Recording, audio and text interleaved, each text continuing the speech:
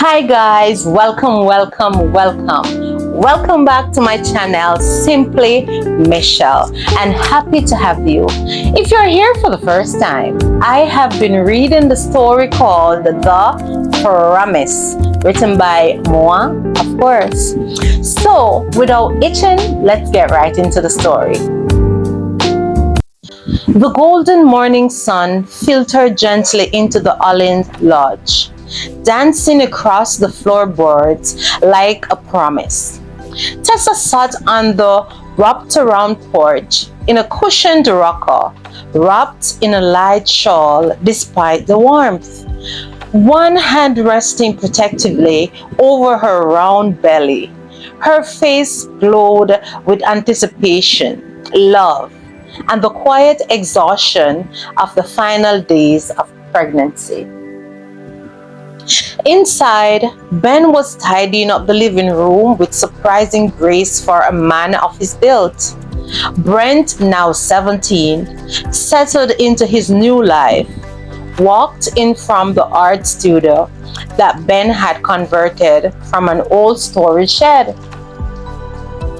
His sketchbook was tucked under his arm, coral smudges and his fingertips, and a nervous excitement lit up in his eyes. I sketched something new for the baby's room, Brent said, handing the book to Ben. Ben flipped it open and smiled wide. Brent, this is beautiful, he said, pulling him into one arm hug. Your sister is going to grow up surrounded by your talent.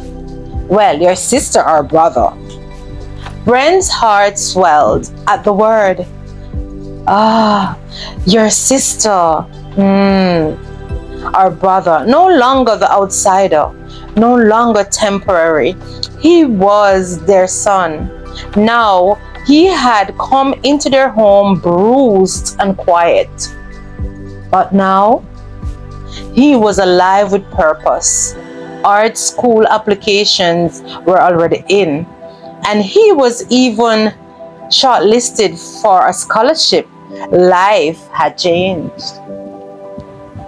Over the past few months, the lodge had become a hub of love, laughter, and carefully orchestrated chaos. Ben's parents came down often from their home, bringing baked goods, knitted baby boots, and baby things, and plenty of advice. His mother, Mrs. Jones, was particularly fond of fussing over Tessa and had practically taken over the kitchen. Tessa's close friend Ashley and her younger sister Julie were never far away. Ashley came by almost daily with herbal teas and gossip from town, while Julie had taken to helping Tessa organize the nursery.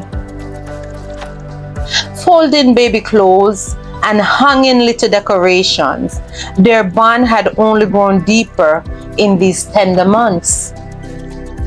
Greg, Tessa's longtime friend, had built a rocking chair for Tessa and the baby by hand as a surprise. Greg had turned out to be a really good friend. It's not perfect, he had mumbled, rubbing the back of his neck, but it's solid, just like family should be. Tessa had cried when she saw it. She was crying a lot these days, but mostly for beautiful reasons. Michael and Sam, Ben's goofy but loyal friend, often stopped by too. Sam took it upon himself to paint the nursery walls, and Michael showed Brent how to sketch and prime canvas like a pro, lending insight from his own gallery days. Together, this group had wrapped themselves around the Olins like a warm blanket. One late June evening, after a long dinner filled with laughter, grilled fish, and homemade lemonade, they all gathered under the fairy lights strung across the porch. Tessa leaned into Ben's side as Brent sat on the steps, absently sketching his new siblings' name. Possibilities in big, loopy letters. I think she's coming soon, Tessa whispered to Ben. He glanced down, heart thumping. You sure? Yeah, she nodded, the glow of motherhood and mystery in her eyes. She's ready. Brent overheard and looked up sharply. Wait, like tonight? Ready? Tessa chuckled softly. We'll see. But I want you to know, no matter what happens, you have already been the best big brother. He swallowed hard, blinking faster than usual. I'll be ready, said Brent. As the fireflies danced and stories were traded under the stars, the Allen family formed not just by blood, but by heart and healing, prepared for the arrival of their newest member, a baby born into love, not only into love, but into a home already brimming it. And in the corner of the porch, Brent added one final sketch to his book, a family of four, smiling beneath the trees, with light flittering through the branches and joy written across their face. The morning sky over the small village in Ohio was brushed with stakes of lavender and coral, a soft prelude to the life-changing day ahead. Tessa had known something was shifting the moment she stirred from sleep. The contractions were already low in her back and curling around her like waves. Ben was instantly alert when she nudged him. She's coming, Tessa whispered with a calm certainty. Ben bolted upright. Okay, we are ready. We are ready. Within an hour, the house was gently humming with movement. Brent helped his mom dress while Ben packed the last of the birch bag. Extra blankets, snacks, Tessa's lavender oil, and a playlist she lovingly created. The midwife, Sandra, had already been alerted and was on her way. The rest of the lodge quickly became cozy, gathering of loved ones. Tessa's stepmother Laura had flown in 2 nights ago with her adult children Nora, age 25, and a graceful present. Nick, her brother, always ready with a joke and a hand to help. Nick was about 23 or somewhere thereabout.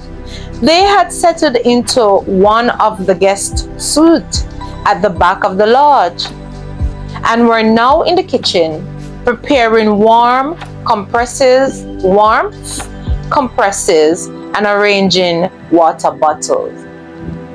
They were staying with Ben's kind-hearted parents, Mr. and Mrs. Jones, just a few blocks away.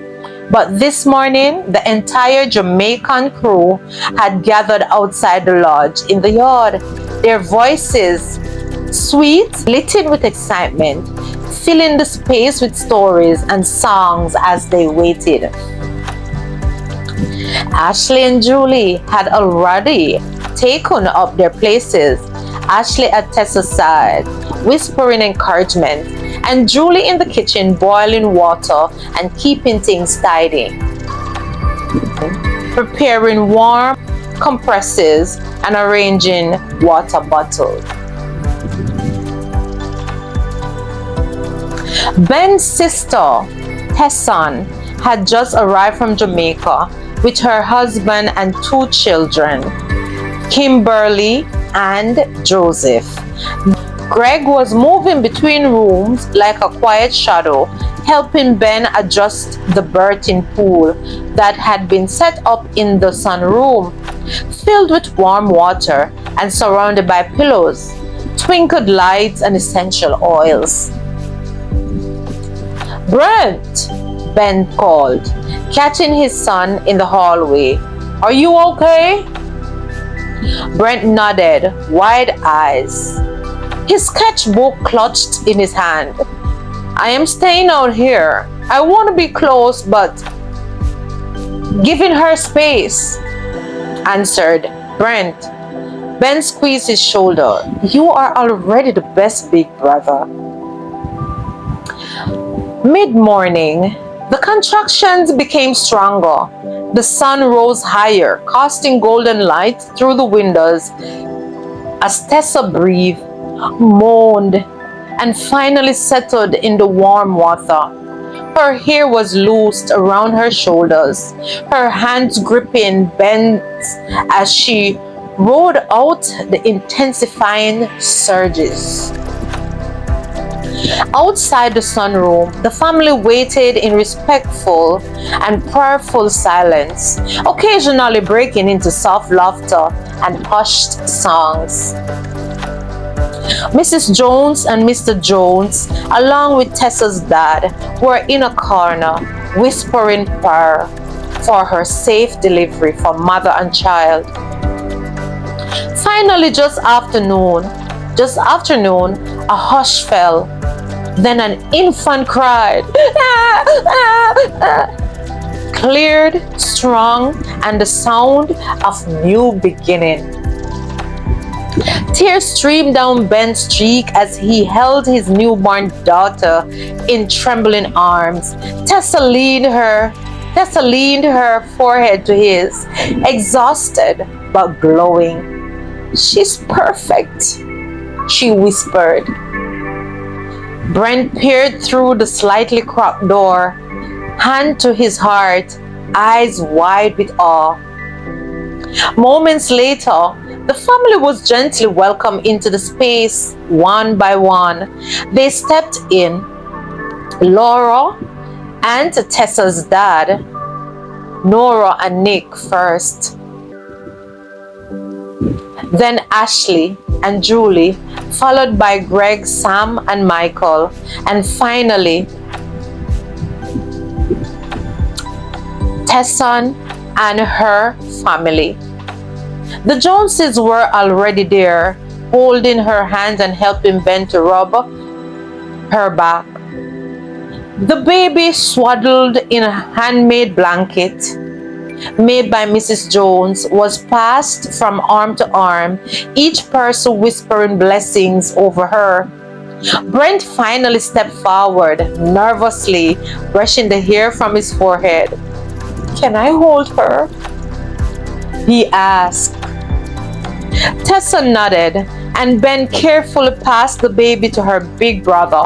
She was impossibly tiny in his arms, and she blinked up at him with dark, curious eyes, as if he sensed that Brent was family.